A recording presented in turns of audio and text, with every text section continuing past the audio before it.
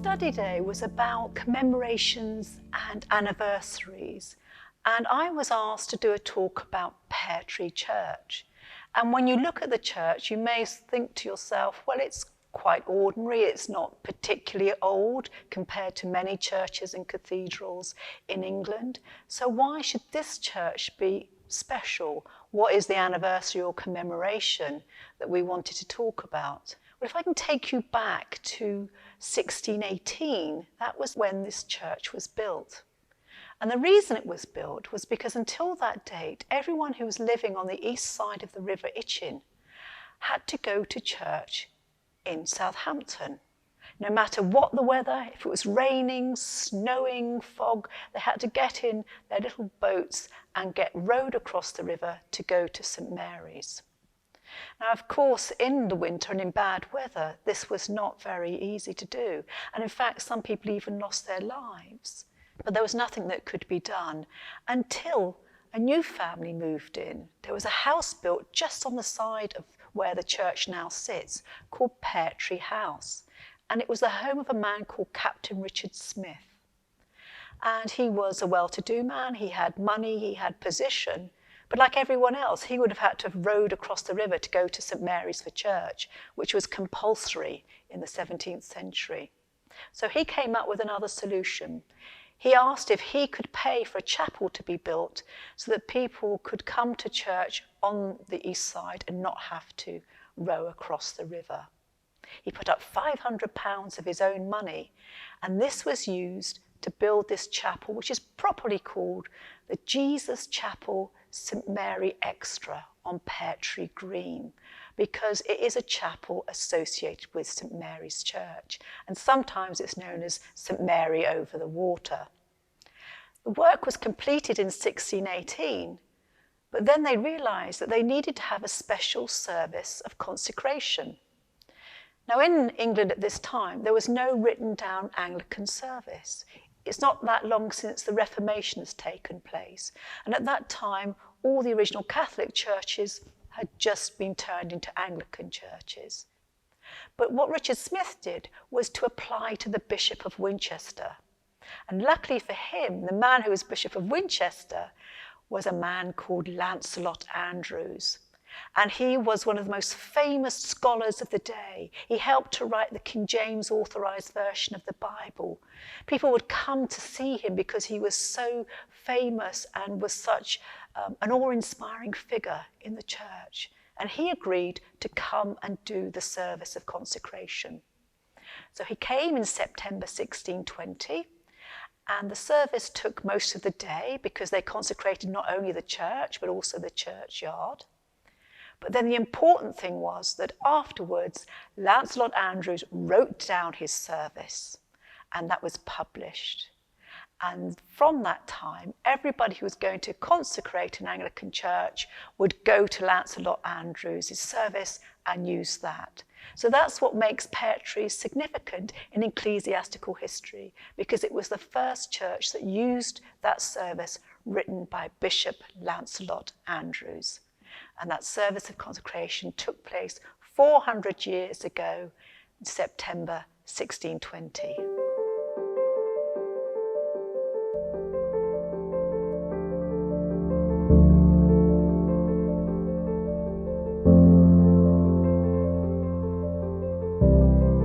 If you'd come to the Jesus Chapel in 1620, this is the entrance you would have come through. And the width of the church would have just been the width of this central block. It was built high up on a ridge overlooking the views of the River Itchen and across to Southampton. So the next phase of Pear Tree's history happened in the 18th century. The church remained quite unchanged for the next 200 years almost. It was a very simple building, just a small oblong shape, very plain. The walls were painted white, just had a table for consecration for the altar. And it was very simple. But things changed in the 18th century because Southampton had changed. It had become a spa town and bathing resort, and it attracted lots of new people who wanted to come and live in Southampton and spend time here. Now, some of those wealthy people didn't want to live within the old town walls. It was very overcrowded and constricted. So they looked across the river and saw that there were wonderful views to be had if you built your villas over on Pear Tree. And so we had many, many lovely houses built all around the east side of Southampton. And a lot of the people who were building these villas were very wealthy merchants, and they made their money because they worked for the East India Company. And the East India Company was the first worldwide conglomerate. You could make a fortune if you worked for that company, but you had to go out and work in India and in China, helping to bring back tea, sugar, silk, satins, all those luxury goods that people craved. But if you could make that money, you could afford to build yourself a nice villa with beautiful views across the river. When they came to Pear Tree, this became their church. But of course, it was quite small. And so they decided that they needed to, A, make the church a bit bigger, but also a bit more comfortable. And so we had lots of box pews put in. So if you're a wealthy person, you had your own special pew. No one else could sit there except you. And the poorer members of the community would sit on benches. You were allocated 20 inches for the width of your behind on each bench. The other thing that they wanted to do was also to commemorate that they'd been here. And so the very plain walls of Pear Tree started to change as more and more monuments and commemorations were added, not about the church, but about those families who were here. And so the church is very richly adorned with marble carvings and plaques to these families and individuals. It also attracted a lot of writers and painters who came to paint the church, to be inspired by it. Thomas Gray came here, who wrote Elegy in a Country Churchyard. Jane Austen came here because she was visiting friends on this side of the river. And so it became almost a tourist attraction in the late 18th and early 19th century. People came to the spa town and they wanted a day out. So they would get in a boat, have a little sail across the river, visit this church, go for a walk, perhaps go down to Netley Abbey as well. And so lots of people came, and it became, as I say, a very popular place to visit, and also for people to come and see all the commemorations inside the church. And that's what made a big change to how Pear Tree looks today.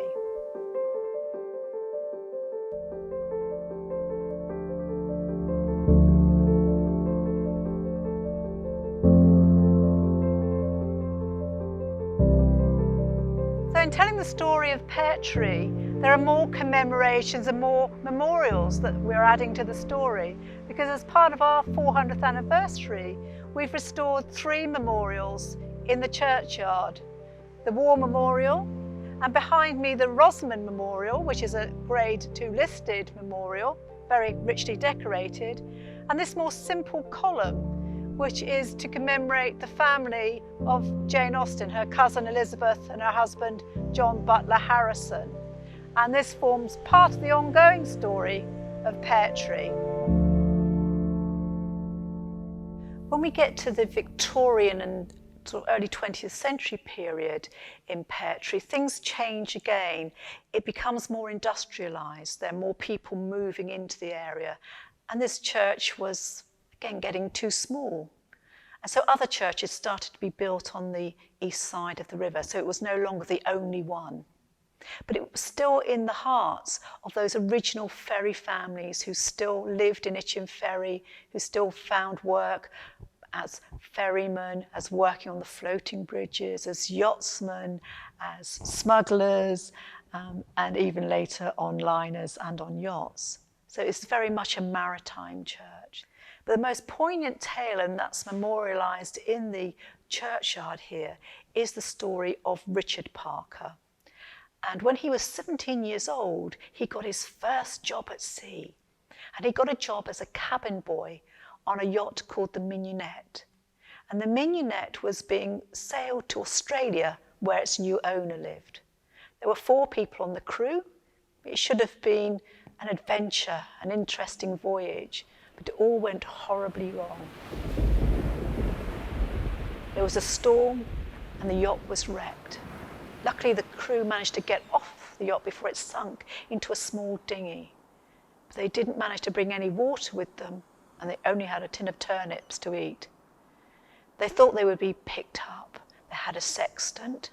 They even caught rainwater to try and make sure that they didn't get dehydrated, but it ran out, and the days were ticking by, and they got to day 17, and they had not been picked up. They were hungry, they were thirsty, and they knew that they had very little time, that it was unlikely that they would survive unless they did the custom of the sea. And that custom meant that if you were in this sort of situation, that what you had to do was sacrifice one of you so that the others would survive. They drew straws, and whoever had the short straw would be the one who would be sacrificed. And that fell to young Richard Parker.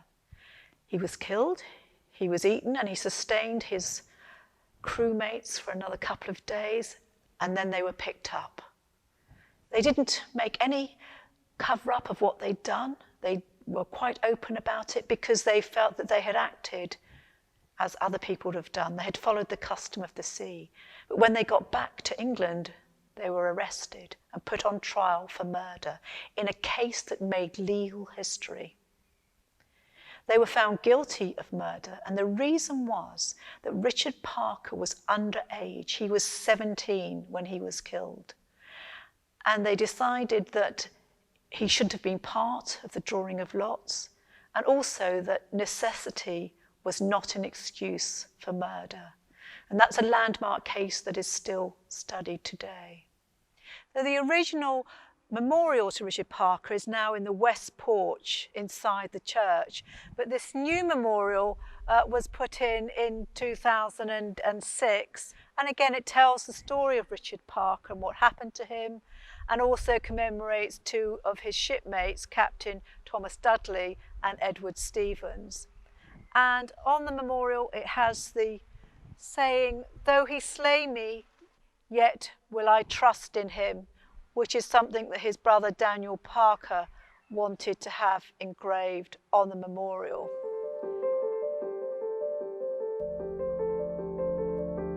So that's a brief overview of some of the reasons I think that we should be commemorating and remembering Pear Tree and some of the anniversaries and things that we are looking at. One of the things I always reflect on is that obviously 2020 is a very important year for anniversaries, and the one that is particularly relevant to Southampton perhaps is the sailing of the Mayflower, which happened in 1620. And quite often that 400th anniversary of the Mayflower Pilgrims slightly overshadows the anniversary of Pear Tree, which happened in the same year and almost at the same time. But I think that together they tell a very interesting story about Southampton's history.